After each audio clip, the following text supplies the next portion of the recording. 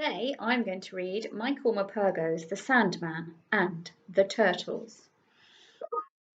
Michael loves his grandfather's stories about the Sandman and the turtles, but he doesn't believe they're true. That all changes when the Sandman comes to life. Chapter 1. You can keep Christmases, birthdays and all that. For me, the high time of the year has always been my summer holidays at Tregnenis Isaf, Uncle Rob's and Auntie Ellery's farm down by the sea in Wales.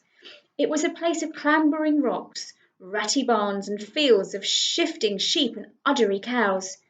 You can pick up worn eggs, and you could clean down the milking parlour, and all around there were cliffs and beaches where we basked and swam with the seals, where we watched killer whales and porpoises. For a city boy like me, it was a paradise, and I never wanted anything better.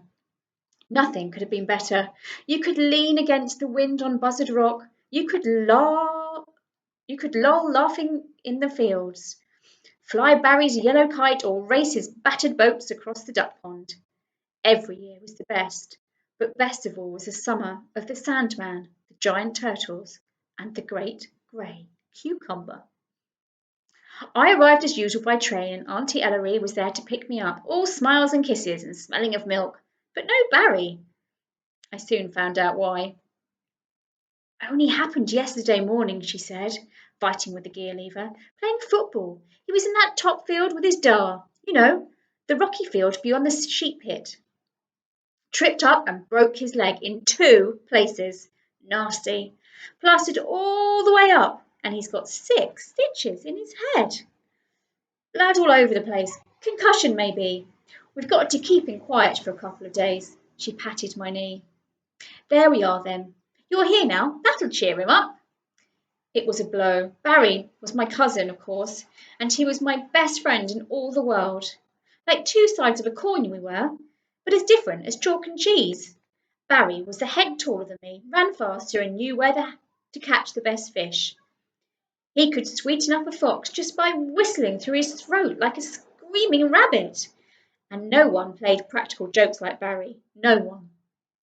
As for me, I read a lot of books, played chess like a Russian master, and could say the alphabet backwards in less than 4 seconds flat.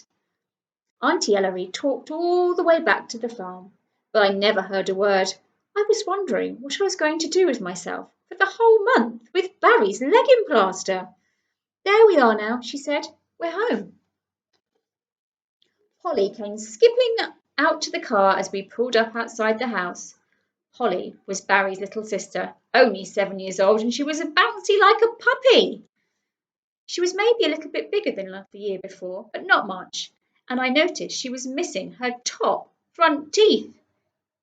She took my hand at once and dragged me off. "Barry's busted his legs," she said cheerfully. Barry was propped up in the sitting room sofa in his pajamas. His great white legs seemed twice as long as the other one, and twice as fat too. He wiggled his chalky toes at me. "Hello, Mike," he said, grinning. "I've busted my leg." And he patted the plaster. "So I see," I said. "Dar's fault," he went on. "He tripped me." "He never," Polly said. I won't tell you what Barry said, but I felt at home already. Tea time brought Uncle Rob and Dadsy in from the fields, and Auntie Ellery had made a tea of Welsh cakes and scones and raspberry jam and cream. I never liked the first meal, though. I suppose I always felt a bit awkward. They all kept asking me questions about Mum and school, except Darcy, that was my grandfather, who just smiled at me and pushed the cream closer. "Eat up now, Michael, there's a good boy," he said. "We'll fatten you up if it's the last thing we'll do." Later it was Polly's bath time, and she came down in her primrose dressing gown with the blue butterflies. All pink and clean she was, and she said she'd have her story now. "What about a please, then?" said Dadsy, frowning at her. "Please," said Polly sweetly. Dadsy was about the only one who could make her behave. Stories at Tregnenis were like a long happy sigh at the end of each day. You sat on his lap in the deep brown armchair with the stuffing coming out of the arms, and he'd always begin, "Let me see now. Of course, I was too old to sit in his lap. It was Polly's turn these days, but I just listened just the same. Everyone did. We all knew every word, every sentence of every story. You never tired of them because he told them like he was telling them for the first time, like they were really true, and you could join in whenever you liked. We were all there that evening when Dazzy began the story of the Sandman, all about the rocks down on the White Sands beach that looked like a great fat giant lying asleep in the sand. We all snored noisily. He fell asleep there thousands and thousands of years ago after a terrible storm-tossed journey across the island in a huge coracle pulled up three giant turtles. Now, there's not many who know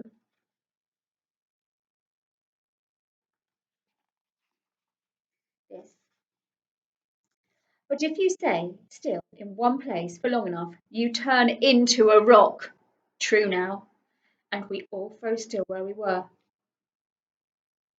And that's just what happened to the Sandman and the three giant turtles. They turned into three turtle rocks out in the bay, and his huge great coracle.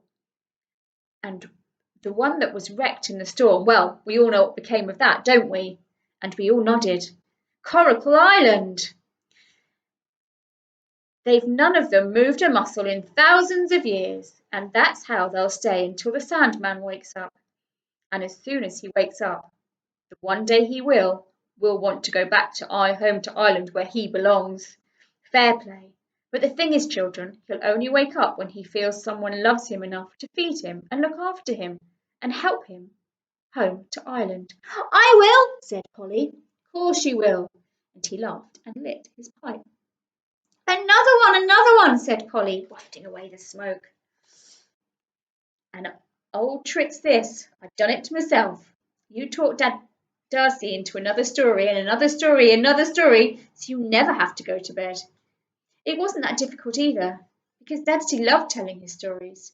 He'd settle back, puff his pipe, and off he'd go again. Next he told us about one, the Lighthouse Keeper on the Coracle Island, and the Lighthouse Keeper an old Russian sea captain called, and we all chanted his name together. Sergei Ivanovich Provokovy.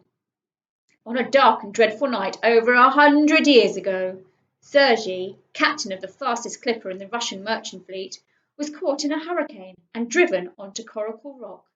He lost his ship and most of the crew with it. It wasn't his fault, but he blamed himself just the same.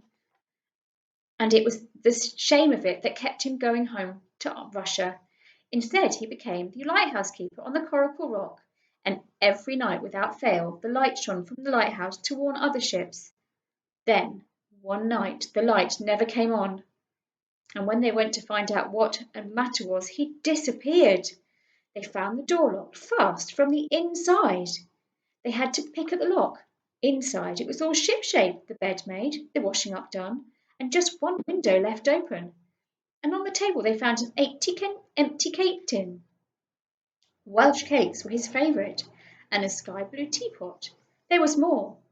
On the chest of drawers was a clock that had stopped precisely at 5 o'clock, and a bottle of water with an empty glass beside it.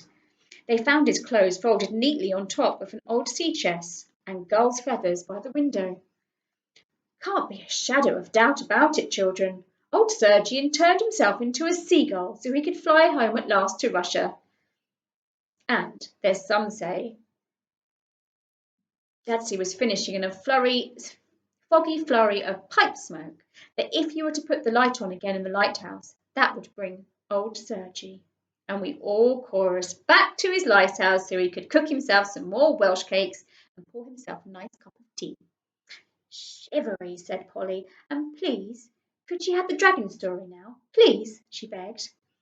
I want the one about the spiky blood-red dragon who sleeps in his treasure in the dark, damp lair down on the whale-tooth beach. I like it when all the people come creeping across the pebbles to steal his treasure, and he hears the stones crunching, and it wakes him up. He chases them, and they run away as fast as they can, and he breathes out fire from his thick black smoke, and he fizzes them, so they're all turned into standing stones on Buzzard Rock. Tell us that one, please. But, Polly, there's nothing much left to tell now, is there? You've just gone and told it all by yourself, haven't you? There we are, said Auntie Ellery, seizing an opportunity. Say good night now, Polly. Cooked your goose there, Barry sniggered. Dumbo, said Polly, and then she had to go. If there's one thing Uncle Rob could not stand, it was arguments. Barry and I lay in the dark and chatted away into the night. We had a whole year to catch up on. With just a bit of sleep in between, we were still at it at breakfast when Polly announced she was going to the beach. Not on your own, said Auntie, and Polly looked across the table at me with a smile of a tyrant. He's busy, said Barry firmly. Pegleg, said Polly. Parrot, said Barry. That's enough of that, Uncle Rob growled behind his newspaper. As usual, it was Auntie who kept the peace and sorted it out. I would be shared. I'd spend the morning, if that was all right with me, with Polly down on the beach, and the afternoons with Barry. Barry was none too happy about it, but he perked up when I said we could fly his kite that afternoon if the wind was right. So there I was, tripping down through the fields to the Whitsand beach, with Polly leading me like a donkey. And like a donkey, it was me who carried the bucket, the spade, the towels, and the picnic.